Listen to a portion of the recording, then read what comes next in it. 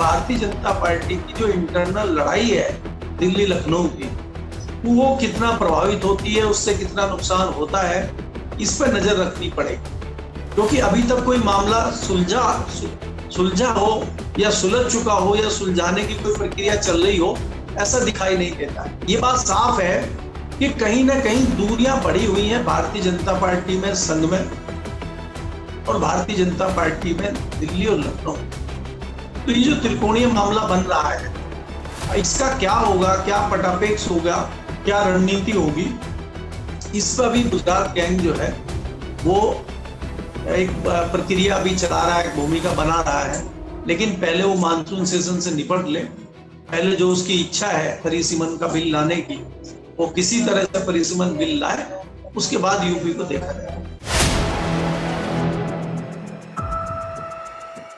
नमस्कार दोस्तों, कैसे हैं आप लोग? उम्मीद है आप सभी अच्छे होंगे। उत्तर प्रदेश से लेकर देश भर में हंगामा मचा हुआ है, चाहे अयोध्या का श्री राम मंदिर का प्रकरण हो या फिर दिल्ली में नए मंत्रिमंडल विस्तार की सुगबुगाहट हो, जिसमें कहा यह जा रहा है कि बड़े बड़े चेहरे, निर्मला सीतारमण हो या फिर रेल मंत्री हो या फिर तमाम और मंत्री हो, उनको हटाया जाएगा और नए लोगों को लाया जाएगा। अब ये रीशफल क्यों किया जा रहा है? अगले साल उत्तर प्रदेश में चुनाव भी होने हैं, तो क्या मायने हैं, समझने की कोशिश करेंगे। केपी मलिक जी, वरिष्ठ पत्रकार हमारे साथ जुड़े हैं। सर, बहुत बहुत स्वागत है आपका। बहुत बहुत धन्यवाद हिमांशु जी, आपका भी और आपके दर्शकों का भी। और देश में जिस प्रकार की चीजें चल रही हैं उन पर हम चर्चा करते हैं, और दर्शक जिस प्रकार से हमारी हौसला अफजाई करते हैं, हम उनका आभार व्यक्त करते हैं और आशा करते हैं कि वो इसी प्रकार हमारे साथ सहयोग करते रहेंगे और हमारा हौसला अफजाई करते रहेंगे। उनका भी बहुत बहुत आभार जी। जी सर, देश के अंदर इस वक्त जो परिस्थितियां बन रही हैं, सरकार बैकफुट पर होनी चाहिए, लेकिन बावजूद इसके नहीं है। तमाम मंत्री हैं जिनके नाम चल रहे हैं कि अब उनको जो है हटाया जाएगा। अब उनकी नई भूमिका क्या हो सकती है? अब कहा जा रहा है नीतीश कुमार को भी लेकर आया जाएगा। अब तमाम लोग हैं जिनको मंत्रिमंडल में शामिल किया जाएगा और बहुत सारे ऐसे लोग हैं जिनका पत्ता कटने वाला है। तो ये जो सूत्रों के हवाले से खबर चलाई जा रही है, क्या ये मुद्दों से ध्यान डाइवर्ट करने के लिए या फिर कुछ सच्चाई है भी इसमें कुछ? नहीं हिमांशु, ये देखिए, चर्चा तो बहुत दिनों से चल रही है कि केंद्र में मंत्रिमंडल परिवर्तन होगा, और उसमें सच्चाई इसलिए नजर आती है कि उत्तर प्रदेश में चुनाव है, तमाम नई कार्यकारिणी बनी है, राष्ट्रीय अध्यक्ष नए आए हैं, कई भारतीय जनता पार्टी के जो केंद्र के मंत्री थे उन्होंने दूसरी जिम्मेदारी ले ली है। जैसे उत्तर प्रदेश की बात करें तो यहाँ पे जो अभी अध्यक्ष बने हैं वो भी केंद्र में मंत्री हैं, पंकज चौधरी। तो दो जिम्मेदारी तो भारतीय जनता पार्टी में उठाना थोड़ा मुश्किल भी हो जाता है। वैसे तो लोग 3 भी उठा लेते हैं, लेकिन कुछ विशेष लोगों को एक ही जिम्मेदारी मिलती है। तो इस प्रकार के लोग हैं। दूसरे जैसे दिल्ली के अध्यक्ष बने हैं, ये मंत्रिमंडल से हटेंगे। कुछ और लोग हैं, जैसे कल से एक खबर चल रही है भगीरथ चौधरी की, उनको मंत्रिमंडल से हटाया जाएगा, इसीलिए उनकी भी खबर लीक की गई है, हुई है, क्या हुआ है। तो इस तरह से कई सारे लोगों को बदलने की बात है। उसमें कुछ मुख्यमंत्री भी बदले जाएंगे, कुछ केंद्रीय मंत्री भी बदले जाएंगे, कुछ उसमें नए लोग भी आएंगे। जो आपने देखा अभी लोटस ऑपरेशन चला, ऑपरेशन कमल में कीचड़ खिलाने का वेस्ट बंगाल में चला, शिवसेना में दोबारा से चला, तो उसमें कुछ लोगों को इनाम दिया जा सकता है केंद्र में मंत्री बना के। कुछ ममता बनर्जी के यहाँ से जो सांसदों को तोड़ा गया है उनको कुछ को मंत्री बनाया जा सकता है। नीतीश कुमार की चर्चा है कि वो दिल्ली आए हैं तो उनको भी कुछ केंद्रीय मंत्रिमंडल में कोई जगह दी जा सकती है। हालांकि कई लोग तो दावा कर रहे हैं कि उनको डिप्टी पीएम बनाया जा सकता है। तो बहुत सारी चीजें हैं, बहुत सारी चर्चाएं दिल्ली में है। अब होता क्या है कि आप जानते हैं कि भारतीय जनता पार्टी में तमाम चीजें जो है जो होती हैं वो दिखती नहीं है, और जो दिखती है वो होती नहीं है। अब आप देखिए कि अयोध्या मंदिर में मामला चल रहा है, जो दिख रहा है वो नहीं है, दिख कुछ और रहा है, दिखाया कुछ और जा रहा है, हो कुछ और रहा है। अब यहाँ कई सवाल खड़े हो जाते हैं कि भाई क्या अगर टिन्नू ही मुख्य साजिश करता है, टिन्नू ही सारी चोरी करता है, तो फिर इनको चंपत राय जी को क्यों बदनाम और परेशान कर रहे हो? इनको तो क्लीन चिट दो ना। अब इन्होंने इस्तीफा भी दे दिया, बेचारों ने, इतने अच्छे व्यक्ति हैं, तुरंत इस्तीफा दे दिया। अनिल मिश्रा ने भी इस्तीफा दे दिया। इस्तीफा इनका वो मानने ही नहीं हो रहा है। इनका त्याग पत्र स्वीकार ही नहीं हो रहा है। कह रहे 11 तारीख को मीटिंग करेंगे, फिर सोचेंगे इस्तीफा लेना है कि नहीं लेना है। टिन्नू को पेलो, सारी पुलिस टिन्नू के पीछे पड़ी हुई है। टिन्नू को पहले अरेस्ट कर लिया जाता है, पहले उसके घर में कुछ पैसे बरामद होते हैं, अभी फिर पुलिस छापेमारी कर रही है। तो यहाँ तो हमें यह बताया जा रहा है कि असली साजिशकर्ता जो है वो टिन्नू है। लेकिन सवाल ये है कि ये जो इतना बड़ा मामला हो रहा है, या इसको चोरी और छोटे मामले को करके दिखाया जा रहा है, तो हम इस पर विश्वास नहीं करते। हम तो नपेंद्र मिश्रा जी की बात पर विश्वास करते हैं कि ये चोरी नहीं, ये डकैती है और इसको सुधारना है।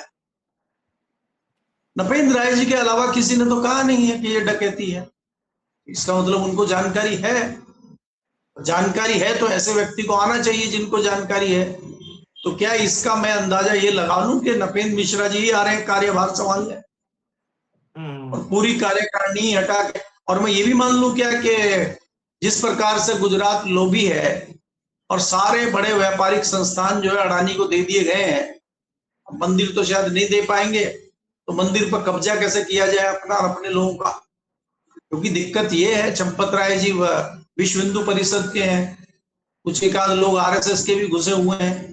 तो इनको सबको बाहर करके अपने लोगों को 100% कब्जा दिलाया जाए और वही यहाँ बैठे, वही सिस्टम को सुधारें। ऐसा कुछ प्रयास भी है क्या कि हमें टिन्नू में और काल भसिंडू में उलझा के और खेल दूसरा चल रहा हो पीछे? आप ये देखिए ना कि महिला निकल आई कि भैया हमारी काल भसुंडी गायब है। बोला अच्छा गायब है, अगले दिन एक वीडियो आ जाती है, कहाँ झूठ बोल रही है कि गायब है, ये तो ये रखी है, देख लीजिए यहाँ रखी है, मंदिर में सुरक्षित है। तो हम लोग उलझे हुए हैं उसमें, और सब लोग इधर उलझे हुए हैं, वहां उधर दूसरी तरफ खेल चल रहा है।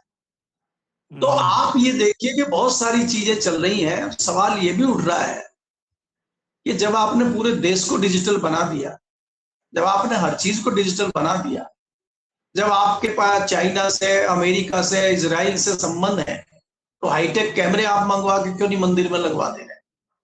जो व्यक्ति आता है, जो नोट गिनती में जिसकी ड्यूटी है, जिसकी ड्यूटी नोट वहां तक पहुंचाने में है, उसके अंगूठे के निशान क्यों नहीं लिए जाते?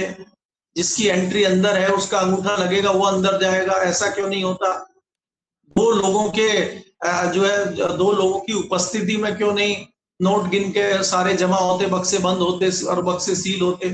फिर वो लोगों की अदला बदली, ये सिस्टम क्यों नहीं बन पा रहा है? ये क्यों नहीं बना सिस्टम ऐसा? इसके पीछे भी क्या कोई षड्यंत्र है क्या? तो ये बहुत बड़ी रामलीला वहां चल रही है, और ये कब खत्म होगी, किस मोड़ पे आके रुकेगी, इसके लिए अभी समय लगेगा देखने में। लेकिन अभी मामले को उलझाया जा रहा है, और जिस तरह से एक शांति बनी हुई है दिल्ली में, लखनऊ में और नागपुर में, ये जताता है कि तूफान आने से पहले की शांति है। तो एकाएक कुछ बड़ा इस तरह जरूर दिखेगा।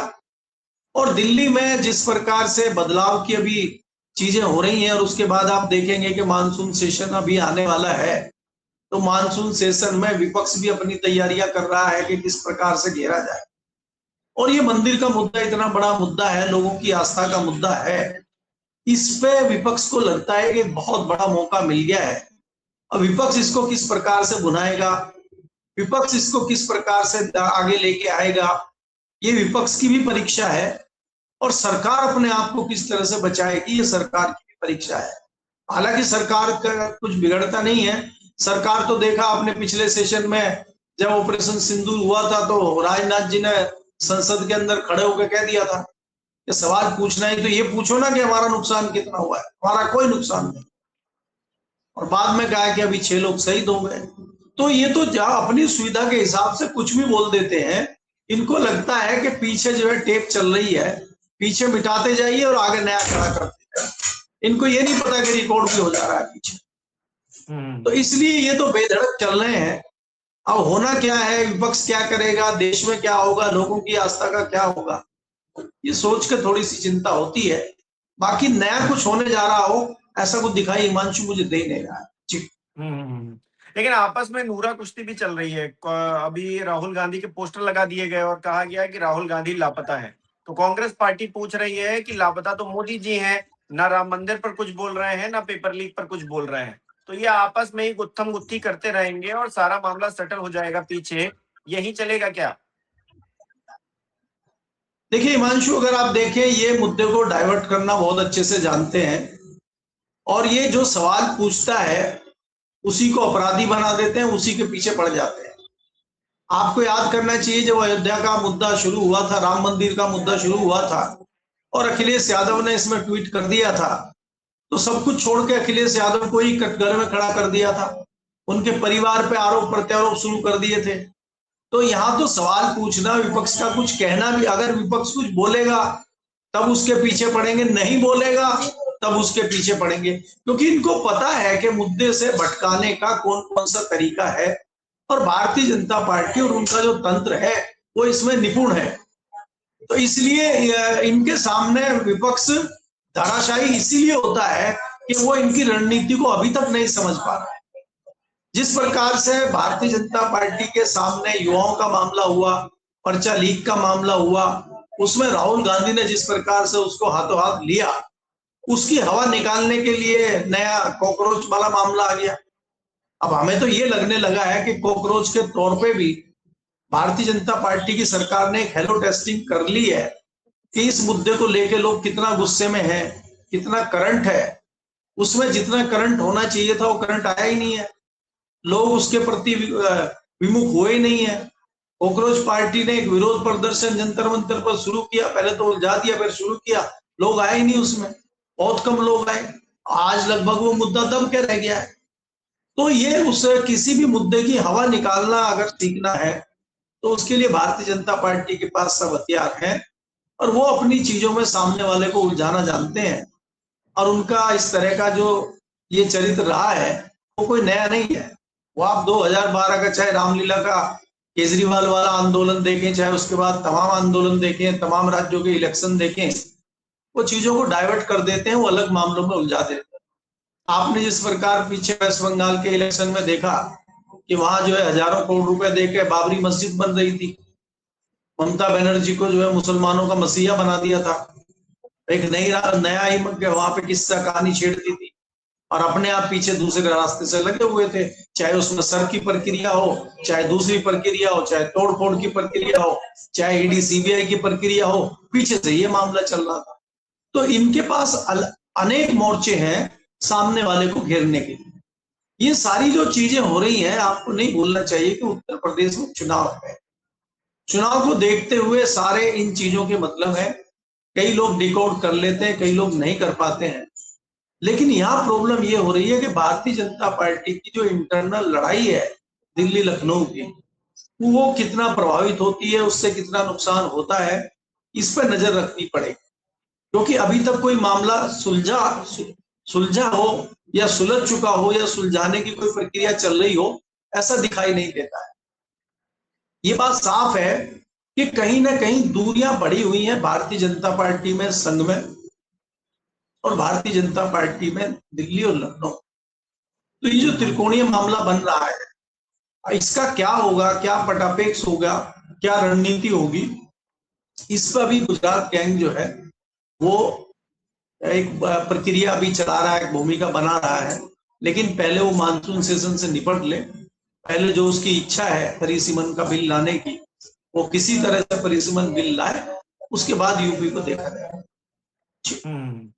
अच्छा, एक और मुख्यमंत्री है मोहन यादव जी, उनको लेकर जिस तरह की बातें निकलकर सामने आई, कहा यह जा रहा है कि भारतीय जनता पार्टी ही उनके खिलाफ खेल कर रही है। समाजवादी पार्टी से जिस तरह से रिएक्शंस निकलकर सामने आए वो भी हैरान करने वाले थे। तो कहीं ना कहीं भारतीय जनता पार्टी के भीतर ही जो अंतर्द्वंद चल रहा है वो भी एक मोर्चा है। कहीं ना कहीं आप कह रहे थे तमाम मोर्चों पर लड़ाई हो रही है, वो भी एक मोर्चा है। देखिए हिमांशु, अगर आप देखें भारतीय जनता पार्टी में कोई ऐसा तो है नहीं कि मोहन यादव ने ही बहुत बड़ा घोटाला जमीनों का किया हो और बाकी जो मुख्यमंत्री हैं वो सब जो है दूध के धुले बैठे हैं। छत्तीसगढ़ के मुख्यमंत्री हैं, उनके ऊपर भी आरोप लग रहे हैं, राजस्थान के मुख्यमंत्री के ऊपर भी है। वो बहुत ज्यादा आरोप हम देख रहे हैं, हमारे पड़ोसी मुख्यमंत्री उत्तराखंड के हैं, उनके यहाँ कितना खनन का मामला चल रहा, कितना विरोध लोगों ने किया। अभी कई सारे मामलों पे आपने देखा, एक वहां पे एक लड़की के मर्डर का और रेप का मामला हुआ था, उस पर कितना विरोध प्रदर्शन हुआ था। मुख्यमंत्री जिम्मेदारी लेते हुए किसी पे एक्शन करें, कुछ करें, कुछ नहीं हुआ। तो ऐसे आरोप होने के बाद में भी कहीं कुछ नहीं हुआ, और अभी एकाएक पिछले दिनों इंडियन एक्सप्रेस में खबर छपती है मध्य प्रदेश के मुख्यमंत्री के खिलाफ। 2 दिन बाद एक केंद्रीय मंत्री के खिलाफ खबर छपती है कि उन्होंने 99 लाख की सब्सिडी ले ली। तो ये क्या, या तो इंडियन एक्सप्रेस जो है बेलगाम हो गया है और वो सरकार से डर नहीं रहा है, और या फिर ये हो गया है कि सरकार ही चाहती है कि हमारे किस किस लोगों को थोड़ा सा माहौल बनाने के लिए जो है खबर छापी जाए और इनका बुखार नापा जाए, क्योंकि तो इनको बदलना होगा। तो ये भारतीय जनता पार्टी समय समय पे हेलो टेस्टिंग करती रहती है, और वो अपनी शक्ति नापती रहती है कि हमारा बाहुबल कितना चल रहा है, हमारी शक्ति कितनी बची हुई है। अब इस बहाने से ये होगा कि नए लोगों को ले आया जाएगा और पुराने लोगों को हटा दिया जाएगा। देखिए, आप यही मुद्दा मंदिर का है। आप चंपत राय को बिना किसी इस तरह के आरोपों के हटा नहीं सकते। अगर हटाएंगे तो वहां भी विरोध हो जाएगा, बीएसपी का विरोध हो जाएगा, संघ का विरोध हो जाएगा, आदि भाजपा खड़ी हो जाएगी। क्योंकि विश्व हिंदू परिषद में भी लोगों की आस्था है, क्योंकि मंदिर बनाने का श्रेय तो विश्व हिंदू परिषद को ही जाता है। वो इतने दशकों से लड़ाई लड़ रहा है, तो उसको एकाएक आप बाहर नहीं कर सकते। तो इस तरह के आरोप लगा के, इस तरह की भूमिका बना के, इस तरह का माहौल बना के उनको हटाया जाए, ये तरीका भी इन्हीं का है। तो ये लड़ाई इंटरनल है, और इसमें मोहरे बन रहे हैं ये छोटे मोटे टिन्नू पिन्नू, इस तरह के लोग मोहरे बन रहे हैं। बाकी ऊपर वाले लोगों को देखिए, आप कुछ भी आप करें, आप हटा सकते हैं चंपत राय को, लेकिन उनका बिगाड़ कुछ नहीं सकते, आप जेल उनको नहीं भेज सकते। ये आप भी जानते हैं और वो भी जानते हैं इस बात, क्योंकि वो भी एक संगठन है, और संगठन बड़ा संगठन है, भारतीय जनता पार्टी से कनेक्टेड संगठन है।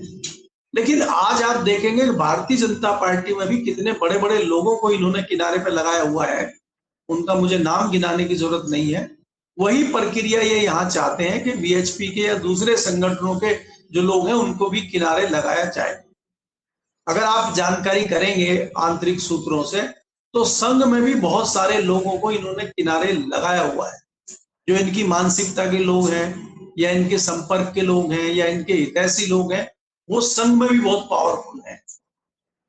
जो इनके थोड़ा सा भी इनके खिलाफ है, सिद्धांतों की बात करता है, उसको किनारे लगा दिया जाता है। बस ये खबरें बाहर नहीं आती हैं, ये अंतर है जी।